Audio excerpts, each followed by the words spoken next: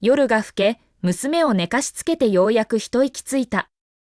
スマホを手に取り、何気なく TikTok をスクロールしていると、あるストリートファッションのライブ配信が目に留まった。身を乗り出して画面を凝視したが、ホストはすでにカメラアングルを変えていた。胸騒ぎがし、手のひらに汗がにじむ。時刻を確認すると、これが同じ都市で行われているライブ中継だと分かった。慌てて TikTok を終了し、夫のマシュー・マーフィーにビデオ通話をかけた。彼はカンタでの3日出張中のはずだったのに、たった今、ライブで別の女性を抱いている彼らしき姿を見たのだ。呼び出し音が長く響き、ようやく彼は出た。マシューのカメラが少し揺れ、彼の整った顔が画面に映った。やあ、ハニー。と温かい口調で呼びかけてくる。今どこ？私は焦って尋ね、彼の背景を視細に観察した。レストランの廊下らしく、白いシャツにネクタイ姿。だがライブで見た人物はグレーのトレンチコートを着ていた。クライアントと食事中だよ。君の電話に出るために出てきたところ。どうした？何か問題か？アバは寝たか？彼は聞いた。カンタにいるの？私は彼の質問をはぐらかし、再度尋ねた。もちろんさ。どうした？何かあったのか？カメラ越しに真剣な表情で私を見つめ、好奇心に満ちていた。あ、いや別に。私はぼんやりと答え、それからいつ帰ってくるの？と聞いた。すぐだ、ここ片付けたらなるべく早く帰るよ。寂しくなった？マシューは愛情深く微笑み、満ち足りた様子だった。できるだけ早く帰るようにする。もう遅いから早く寝なよ。僕もまだ用事が残ってるから、じゃあね。彼は投げキスをして通話を切った。私は呆然とスマホを握りしめ、疑り深い自分に腹が立った。マシューは並外れてハンサムで、私を溺愛する夫だった。出会った当初は無一文だったのに。彼は普通の家庭出身で、病弱な妹がいる都会の青年だったが、そのルックスゆえに多くの求婚者の中から彼を選んだ。卒業後、実家の家を担保にし、彼と供給会社を起こし、彼のそばにいた。マシューが仕入れを担当し、私は胃出血しそうになるまで顧客対応に奔走した。幸い、会社は成長し、繁栄し始めた。妊娠した時、私は手を引くことを決め、会社を夫に託し、子育てと家庭に専念した。娘のアバは4歳になった。私たちは3人家族で快適で豊かな生活を送り、周囲の羨望の的だった。マシューは挙式しなかったことを申し訳なく思い、私に尽くし、受けたどんな屈辱も償うと約束してくれた。そんな夫が浮気するはずがない？口を結んで笑った。テレビの見過ぎでとんでもない妄想をしてしまったのだ。ベッドに横になっても TikTok のライブで一瞬映ったあの姿が頭から離れない。マシューのことを考えすぎているに違いない。それに、あのトレンチコートは確かに見覚えがあった。出張前に私がアイロンをかけてあげたものだ。つまり、ライブの男は同じコートを着ていたことになる。混乱してしまった。マシューは翌日早くに帰宅し、アバに美味しいお菓子をたくさん買ってきた。彼は愛情深く私たち2人を抱きしめ、心安らぐ雰囲気を作り出した。私は嬉しくて台所に駆けつけ、彼の好物をいくつも作ってご褒美にした。食事の席に着くと、マシューはちらりと私を見てさりげなく言った。ここ、油の匂いが強いね。シャワー浴びてきたら？私は平静に匂いを嗅いだ後、得意げに笑って言った。それが美味しそうな匂いでしょ。食べ物の匂い、好きじゃないの？彼はくすっと笑い、愛おしそうに私の髪をくしゃくしゃにした。それから私の口に食べ物を詰め込み、アバにも一口あげた。よし、僕の愛しい人たち。さあ、みんなで食べよう。夕食後、私は急いでアバを寝かしつけ、それからシャワーを浴びた。マシューにすり寄り、ふざけて聞いた。まだ油の匂いする？マシューは微笑み、愛情を込めて私の方をつねった。すごく寂しかったよ、ハニー。彼はすぐに私をベッドの方に引き寄せ、返答する暇も与えなかった。それに、今日の彼は特に熱心だった。終わった後、私は微笑みながら、彼の背の高い姿が浴室に向かうのを見ていた。片付けようとしたとき、ベッドサイドテーブルの上の彼の電話が光り、WhatsApp のメッセージが届いたことを知らせた。ちらりと見て、私は凍りついた。第2章大量の情報。誰からか確認しようと電話に手を伸ばしたとき、マシューが急ぎ足で部屋に入り、電話を取った。彼はさっとそれを見て、それから私を見た。メルからだ。どうしたの？私に何か見つけられるのが怖いの？私は疑い深そうに彼を見て、何かがおかしいという不安を感じた。メッセージはたった4語だった。彼女、気づいた？私には十分だった。なぜなら、相手が私に何かを気づかれるのを恐れていることを暗示していたからだ。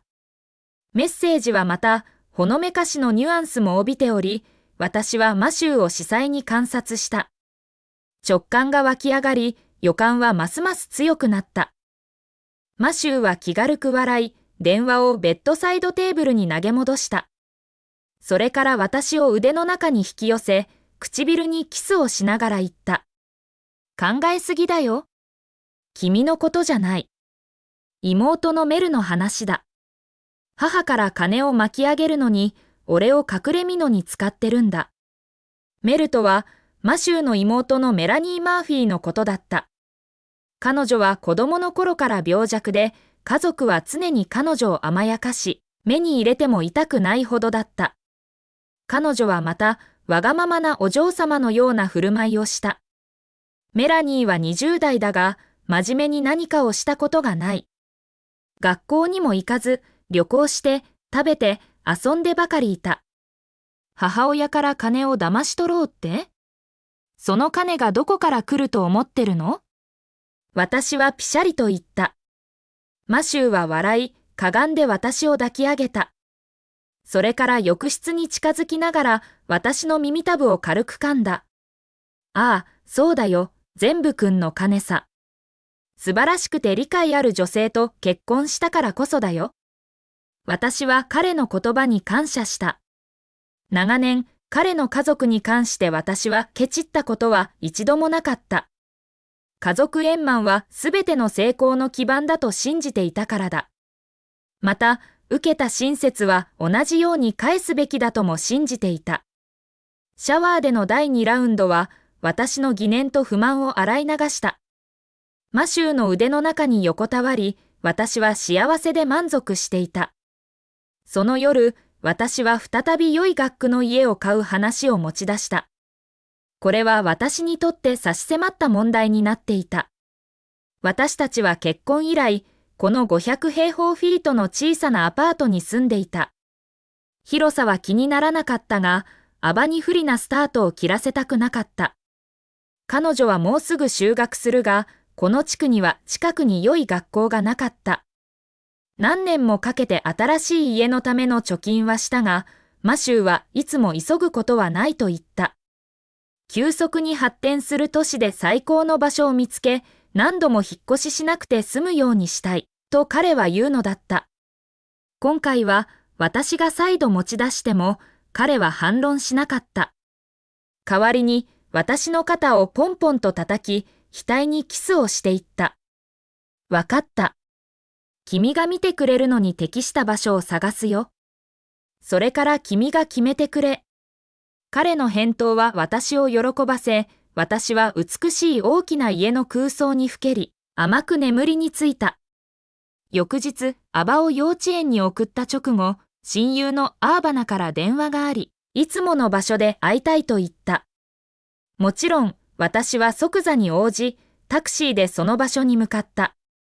アーバナと私は姉妹のように親しかった。何でも話せたが、彼女が電話をかけてくることは稀だった。何しろ、彼女はメディア会社でタレントマネージャーとして働く多忙な女性だった。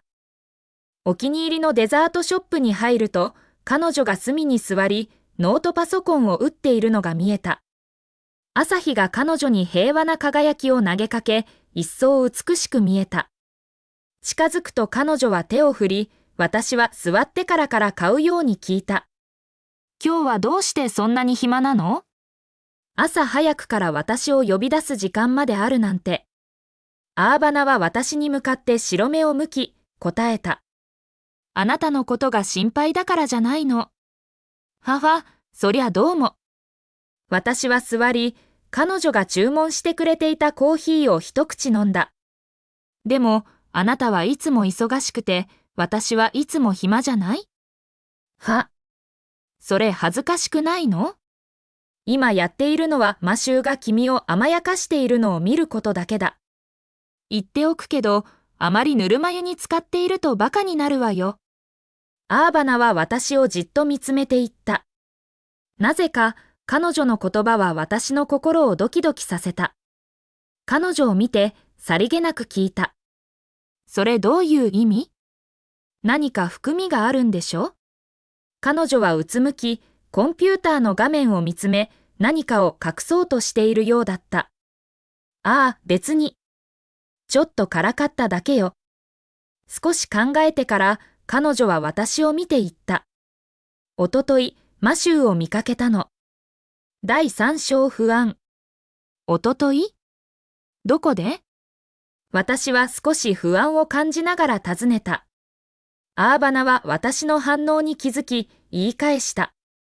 その表情は何よ？どこで彼を見たの？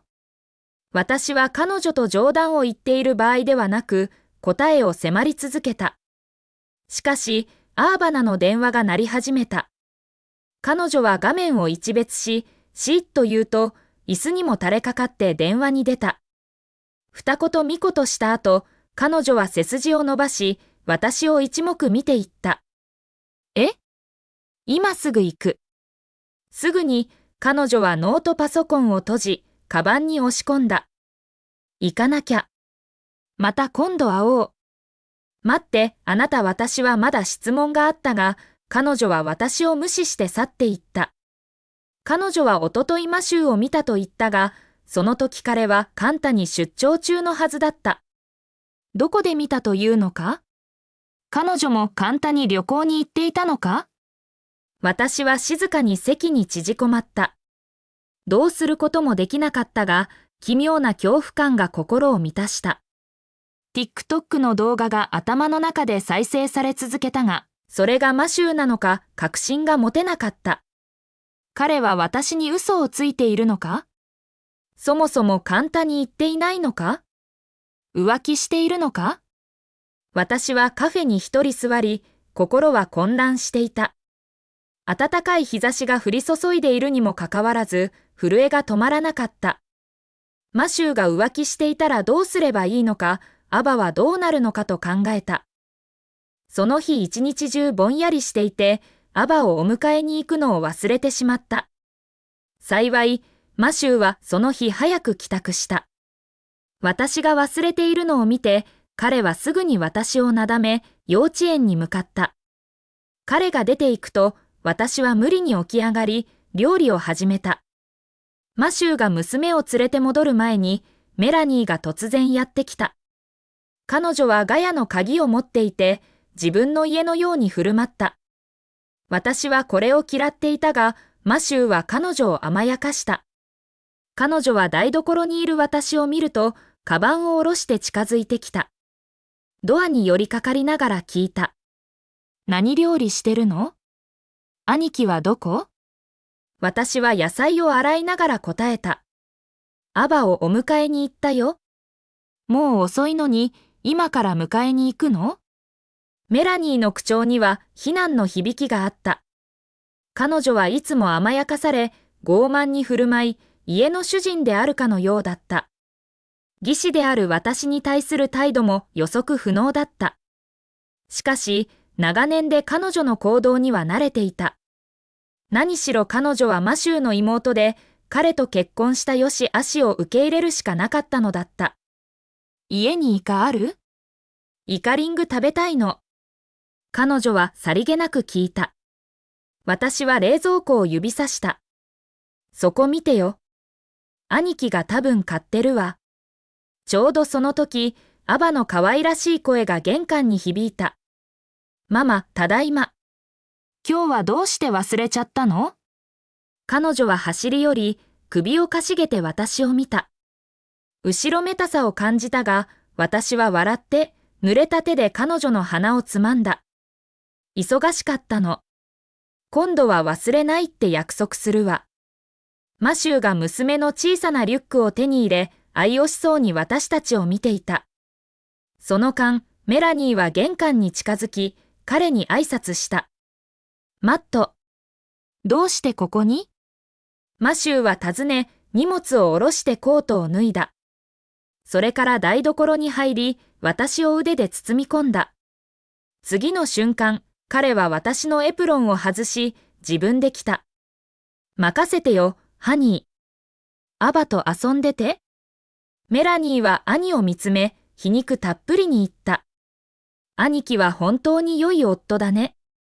私も将来こんな人を見つけたいわ。マシューは言い放った。台所から出て行って邪魔するな。